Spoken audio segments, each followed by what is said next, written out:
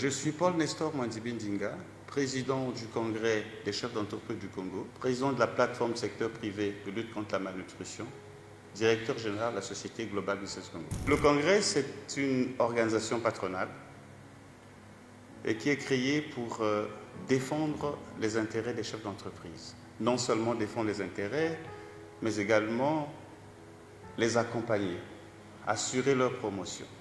Et nous travaillons également avec nos camarades du secteur informel. La raison d'être de notre organisation, c'est d'attirer tous ces jeunes qui se lancent, porteurs de projets ou ceux qui ont déjà des projets, les accompagner.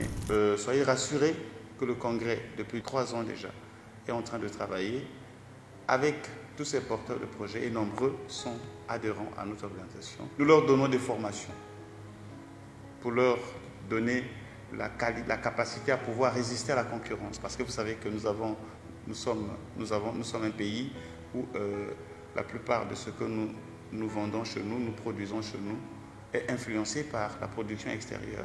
Nous devons nous battre à doter nos entreprises des moyens nécessaires pour pouvoir résister à la concurrence.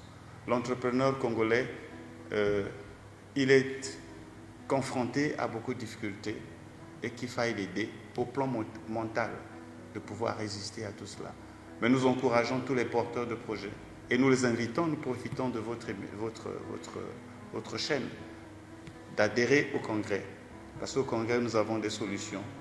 Nous avons un département qui se charge de la recherche de financement et apporter des financements aux entreprises. Nous avons besoin de ceux qui sont dans le métier, ceux qui veulent apporter un plus dans le développement économique de notre pays.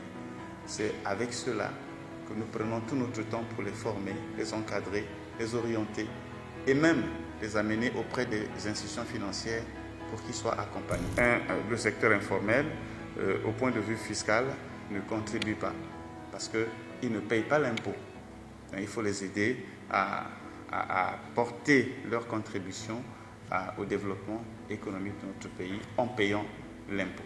Vous avez les entreprises qui ne sont pas accompagnées du fait que chez nous, nous n'avons que des banques, n'est-ce pas, commerciales. Une entreprise, pour fonctionner dans un pays, a besoin du crédit. Il n'y a pas de crédit. Toutes les entreprises qui œuvrent dans notre pays, n'est-ce pas, le sont grâce aux efforts personnels. Que sur 100% d'entreprises créées au Congo, il y a 80% qui meurent à cause de la parafiscalité. Donc nous avons encore un grand travail à faire avec les pouvoirs publics. Mais nous lançons un appel aux opérateurs économiques.